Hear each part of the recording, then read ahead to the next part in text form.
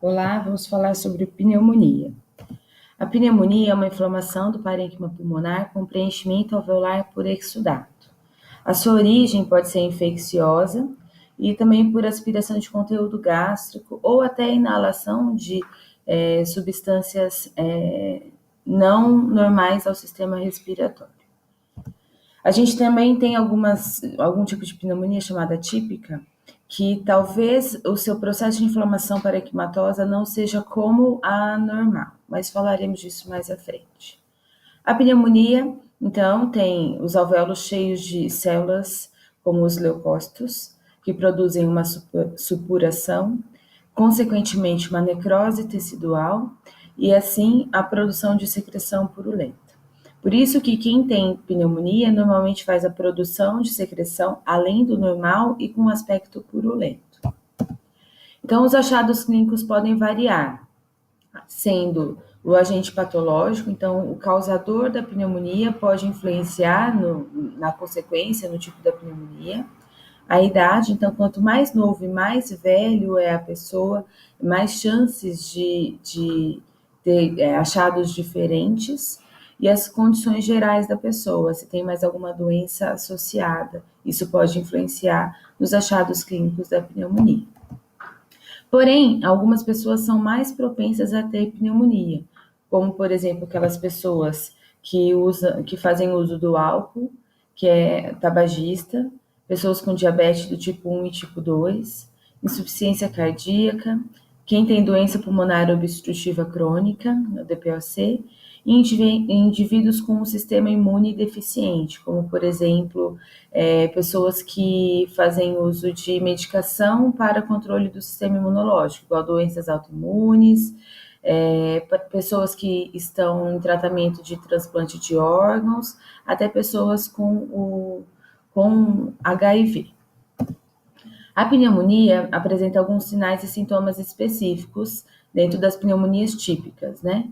O mal-estar, a febre, a tosse, devido à nossa produção de secreção aumentada, a dor pleurítica, que é a inspiração, que é normalmente gerada pela inspiração profunda, uma taquipneia superficial, onde a pessoa precisa ventilar mais para tentar fazer uma troca gasosa mais eficiente, consequentemente uma taquicardia e cianose, né, que é a falta de oxigênio na região periférica que leva à coloração azulada das regiões periféricas do corpo.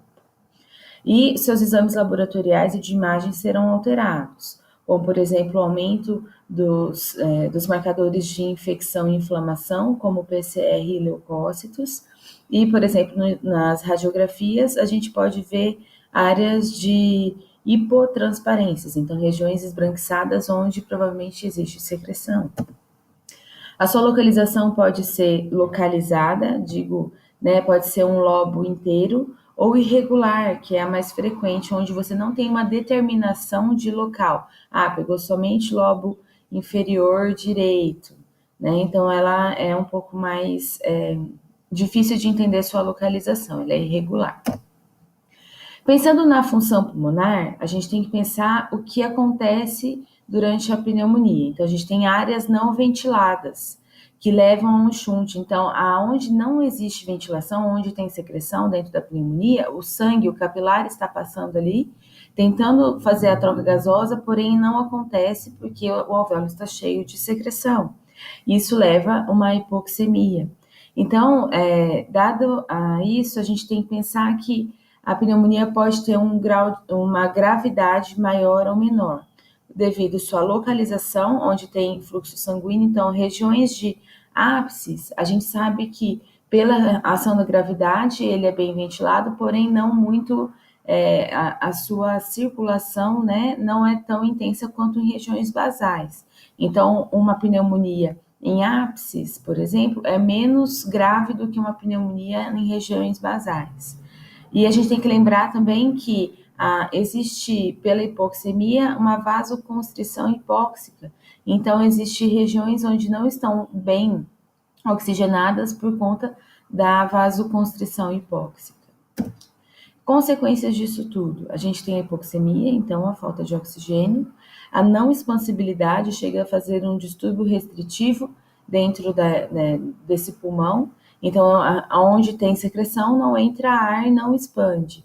A gente pode ter a consequência também como derrame pleural, e esse derrame pleural muitas vezes deve ser drenado, então, consequentemente, o paciente pode chegar a ter um dreno de tórax, sendo uma complicação importante de uma pneumonia. E mudança estrutural pulmonar, isso quer dizer, a composição do alvéolo, né, só a região intersticial também, pode mudar de conformidade, passando a ter lesão da estrutura, onde uma estrutura que deve ser complacente e elástica passa a ser rígida e não elástica. Os principais tratamentos, então, são a antibiótico terapia, então o uso de antibiótico. Normalmente uma pneumonia é tratada com antibiótico endovenoso, então a pessoa se interna para fazer esse uso de antibiótico.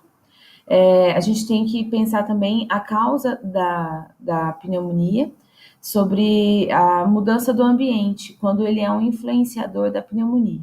Então, se eu tenho uma má condição, por exemplo, numa casa ou de trabalho, talvez eu precise mudar o ambiente para que isso aconteça, ocorra uma mudança no tratamento da pneumonia. E fisioterapia. Fisioterapia é um grande aliado do tratamento de doenças respiratórias, principalmente de pneumonia, onde ela se mostra extremamente eficaz em sua resutibilidade. É isso.